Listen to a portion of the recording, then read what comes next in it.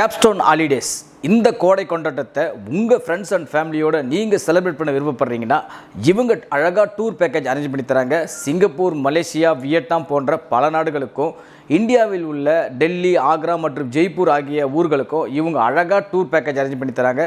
அது மட்டும் இல்லைங்க, உங்களுடைய பட்ஜெட் ஃப்ரெண்ட்லியாகவும் இது இருக்கும். கீழே டிஸ்கிரிப்ஷனில் எல்லா டீட்டெயிலும் கொடுத்துருக்கோம். கண்டிப்பாக இந்த கோடை கொண்டாட்டத்தை உங்கள் ஃப்ரெண்ட்ஸ் அண்ட் ஃபேமிலியோடு நீங்கள் செலிப்ரேட் பண்ணோம்னா கான்டாக்ட் பண்ணுங்க கேப்ஸ்டோன் ஹாலிடேஸ். அப்ப எதுக்கு வெயிட்டிங்? சூஸ் பண்ணுங்க நம்ம கேப்ஸ்டோன் ஹாலிடேஸ்.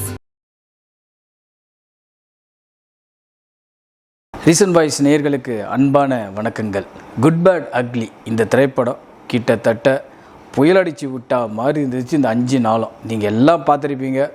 தேட்டர்களில் எக்ஸ்ட்ரா சேரு, குடும்ப ரசிகர்கள் எல்லாம் எழுந்து டான்ஸு, படம் முடிஞ்சு டைட்டில் கார்டு, எண்டு கார்டு முடிஞ்சு அதுக்கப்புறமும் எப்பா வெளியே போங்கப்பா அப்படின்னு சொல்கிற அளவுக்கு இருந்தது இந்த 5 நாளும். நீங்கள் எல்லாருமே சமூக வலைத்தளங்களில் இந்த வீடியோவை பார்த்து தான் இருப்பீங்க. ஒரே ஒரு விஷயத்தை மட்டும் தெளிவுபடுத்திடுறேங்க.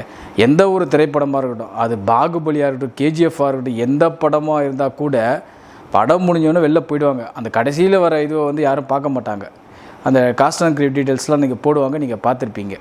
அந்த மாதிரி டீட்டெயில்ஸை கூட ஃபுல்லாக உக்காந்து படத்தோடைய ஆப்ரேட்டர் அந்த மிஷினை ஆஃப் பண்ணுற வரைக்கும் படத்தை பார்த்துட்டு போனாங்கன்னா, சமீப காலத்தில் எனக்கு தெரிஞ்சே சொல்கிறேன், நான் இந்த சினிமா ஃபீல்டு இத்தனை வருஷ காலத்தில் இந்த படத்து மாதிரி எந்த படத்துக்கும் நான் பார்த்ததே இல்லை. எல்லோரும் படம் முடிஞ்சோன்னே எழுஞ்சி போயிடுவாங்க.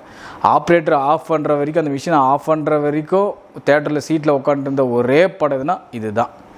சரி, ஓகே, இதெல்லாம் இதனுடைய வரலாறு. அந்த படத்துலேயே ஒரு டைலாக் வரும், வரலாறுக்கே வரலாறு அப்படின்னு சொல்லுவார்ல, அந்த மாதிரி தான் இது. வரலாறுக்கே வரலாறு படைத்தவர் தான் அஜித் அவர்கள். இந்த திரைப்படம் விமர்சன ரீதியாக பல விமர்சனங்களை பெற்றாலும் என்னதான் குறை சொல்கிறவன் குறை சொல்லிட்டு தான் இருப்பான். அதெல்லாம் நம்ம கண்டுக்காமல் போயிட்டே இருக்கணுன்றது தான் எல்லா நடிகர்களுடைய ஒரு விஷயமாக இருக்கும். அந்த வகையில் இந்த திரைப்படம் இந்த முதல் 5 நாட்களில் தமிழகத்தில் என்ன பண்ணியிருக்கு, மற்ற மாநிலங்களில் என்ன பண்ணியிருக்கு, உலகம் முழுக்க இந்த திரைப்படம் இந்த 5 நாட்களில் எவ்வளோ வசூல் பெற்றிருக்கு அப்படின்றது தான் நம்ம இந்த வீடியோவில் பார்க்க போகிறோம். முதல்ல நம்ம தமிழ்நாட்டை எடுத்துப்போம். தமிழ்நாட்டில் இந்த திரைப்படம் முதல் நாள் கிட்டத்தட்ட 31 கோடி ரூபாய் வரை வசூல் பெற்றிருக்குன்ட்டு அவரே அஃபிஷியலாகவே சொல்லிட்டார். 2ஆம் நாள் வேலை நாளாக இருந்தால் கூட பரவாயில்ல, இந்த திரைப்படம் 2ஆம் நாள் கிட்டத்தட்ட 14 கோடி ரூபாய் வரை தமிழகத்தில் வசூல் பெற்றிருக்கு. 3ஆவது நாள் சனிக்கிழமை ஓரளவுக்கு விடுமுறை நாள் என்பதனால இந்த திரைப்படம் 3ஆவது நாள் மட்டும் கிட்டத்தட்ட 18 கோடி ரூபாய் வரை வசூல் பெற்றிருக்கு. இந்த 3ஆம் நாள் வரலாற்றில் தமிழ் சினிமாவுடைய 3ஆம் நாள் ரிலீஸ் ஆன அந்த சாட்டர்டே மட்டும் எந்த ஒரு திரைப்படமும் தமிழகத்தில் 18 கோடி ரூபாய் வசூல் பெற்றதே இல்லை. இது நீங்கள் எந்த விநியோகஸ்தர் திரையரங்கு உரிமையாளர்களோட கேள்வி கேட்டுங்க. இதில் நான் பெருமைப்படுத்துறதுக்காக சொல்லலைங்க. சனிக்கிழமை வரலாற்றில் இதுவரை தமிழ் சினிமா உலகத்தில் சனிக்கிழமை இத்தனை கோடி ரூபாய் வசூல் பண்ண ஒரே திரைப்படம் குட் பேட் அக்லி. இது நல்லா நீங்கள் எந்த விநியோகஸ்தரோட கேட்டு பாருங்கள். படம் ரிலீஸ் ஆன 4ஆவது நாள் சண்டே எக்கச்சக்கமான டிக்கெட்டு டிமாண்டு. பல திரையரங்குகளில் மிட் நைட் ஷோ, பல திரையரங்குகளில் எக்ஸ்ட்ரா சேர். அன்று மட்டும் இந்த திரைப்படம் கிட்டத்தட்ட 21 கோடி ரூபாய் வரை வசூல் பண்ணியிருக்கு தமிழகத்தில். படம் வெளியான 5ஆம் நாள், அதாவது 5ஆம் நாள் ஏப்ரல் 14 நேற்று கூட விடுமுறை நாள், கவர்மெண்ட் ஹாலிடே என்பதனால இந்த திரைப்படம் கிட்டத்தட்ட 19 கோடி ரூபாய் வரை தமிழகத்தில் வசூல் பெற்றிருக்கு. மொத்தத்தில் இந்த திரைப்படம் தமிழகத்தில் மட்டும் கிட்டத்தட்ட 105 ஒரு 107 கோடி ரூபாய் வரை தமிழகத்தில் மட்டுமே வசூலை பெற்றிருக்கு. இது தமிழக பட ரிலீஸ் வரலாற்றிலேயே இந்த ஃபஸ்ட்டு வீக்கெண்ட் அதிகமான வசூல் பெற்ற திரைப்படமாக இந்த திரைப்படம் அமைஞ்சிருக்கு. ஏன்னா எந்த ஒரு திரைப்படமே முதல் 4 நாட்களில் 100 கோடியை தமிழகத்தில் தாண்டினது கிடையாதுங்க. வெளிநாடு எல்லாம் சேர்த்தோன்னா தாண்டியிருக்கோம். பட் தமிழகத்தில் இந்த முதல் 5 நாட்களில் 100 கோடி ரூபாய்க்கு மேலே வசூல் பெற்ற முதல் திரைப்படமாக இந்த திரைப்படம் அமைஞ்சிருக்கு. சரி, தமிழகத்தில் கிட்டத்தட்ட 105 கோடி தாண்டிடுச்சு.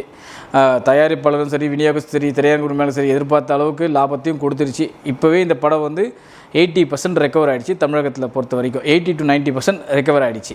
இன்னும் விடுமுறை நாட்கள் இருக்குது, அடுத்த வீக்கெண்ட் இருக்குது. இப்போ இந்த வாரம் ஃப்ரைடே, சாட்டர்டே, சண்டே லீவ். இன்னும் அந்த 3 நாட்கள் பெரிதளவில் படம் பண்ணும், அதுவும் நல்லா தெரியுது. சரி, மொத்தத்தில் தமிழ்நாட்டில் இந்த படம் எவ்வளோ சார் வசூல் பண்ணும் அப்படின்ற மாதிரி ஒரு கணிப்புக்காக பல விநியோகஸ்கிட்ட நான் பேசும்போது அவங்க சொன்ன ஒரே விஷயந்தான், சார் இது ஒரு புதிய வசூல் சாதனை படைக்கும். பட் இதுவரை தமிழ் சினிமா வரலாற்றிலே அதிக வசூல் பெற்ற திரைப்படம் தமிழ்நாட்டில் ஜெயிலர் திரைப்படம். அந்த திரைப்படத்தோடைய வசூலை தாண்டுமா அப்படின்னு ஒரு கேள்வி கேட்டதுக்கு, சார் இந்த வீக்கெண்டு முடிஞ்சால் தான் சார் நான் அஃபிஷியலாக உங்களுக்கு வந்து கன்ஃபர்மேஷன் கொடுக்க முடியும் அப்படின்னு சொல்லியிருக்காங்க. ஏன்னா இந்த 3 நாள் வேலை நாட்கள் உங்களுக்கே தெரியும், செவ்வாய் புதன் வியாழன் 3 நாட்கள் வேலை நாட்கள். இந்த 3 நாட்கள் என்ன பண்ணுது, வெள்ளி சனி ஞாயிறு என்ன பண்ண போகுது அப்படின்றத பொறுத்து தான் சார். நீங்கள் வந்து மண்டே கேளுங்க, நான் கன்ஃபார்மாக சொல்கிறேன் இந்த படம் வந்து எல்லா சாதனையும் தமிழ்நாட்டில் முறியடிச்சிட்டு மேலே வந்து நிற்குதா இல்லையான்றதை தெளிவுபடுத்துகிறேன் அப்படின்ற மாதிரி வந்து அவங்க சொல்லிட்டாங்க. சரி, அது அப்படியே இருக்கட்டும். ஏன்னா நம்ம வந்து இப்போவே வந்து முன்கூட்டியே வந்து இந்த படம் இந்த வசூலை தாண்டிடும் அந்த வசூலை தாண்டிடலாம் முன்கூட்டியே நம்ம சொல்கிறதில்ல. எல்லாமே தீர ஆராய்ச்சி விசாரித்து தான் நம்ம சொல்லுவோம்.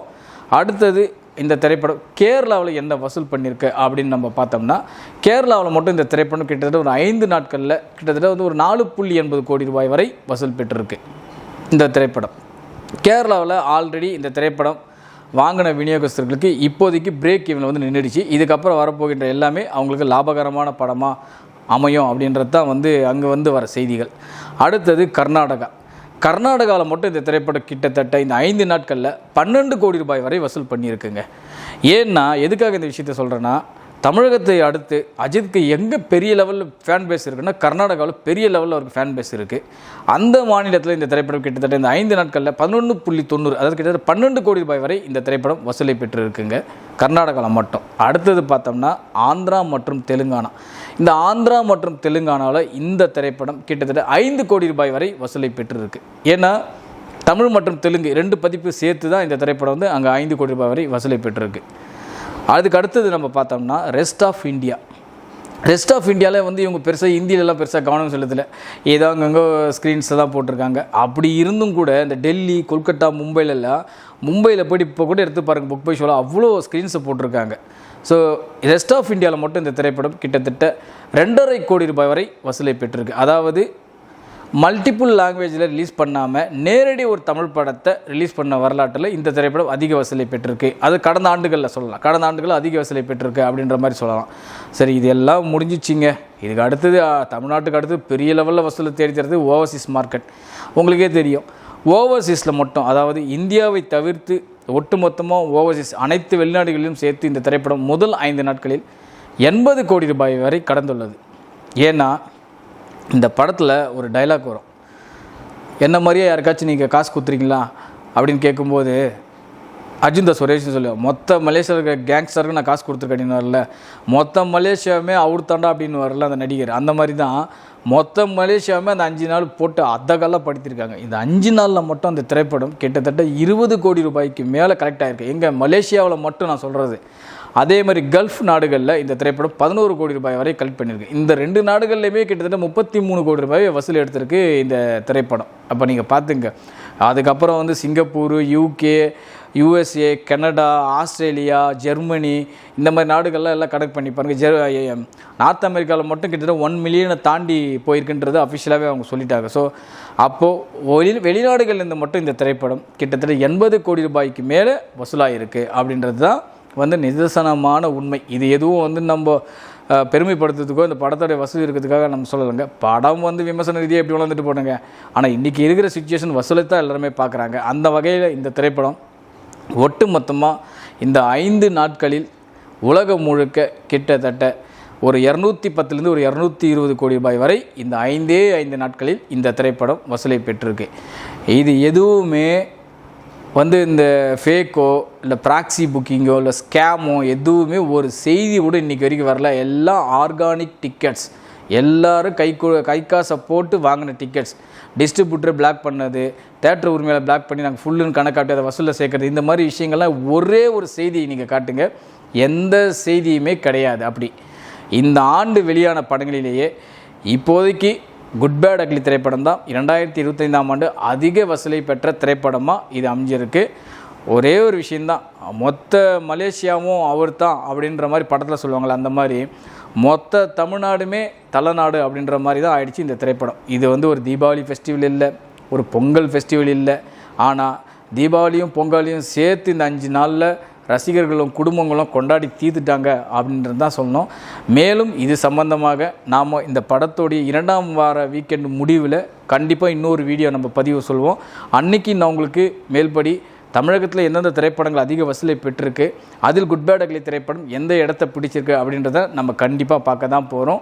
மேலும் ஒரு சூப்பரான நிகழ்ச்சியை உங்களை சந்திக்கிறேன். நன்றி, வணக்கம். Capstone Holidays Singapore, Malaysia, Andaman, Delhi மற்றும் பல வெளிநாடுகளுக்கு இவங்க டூர் அரேஞ்ச் பண்ணி கொடுக்குறாங்க. Airport pickup and drop, stay, sightseeing, இப்படி ஸ்டார்ட் டு எண்ட் வரைக்கும் எல்லாமே பக்காவா பண்ணி தராங்க.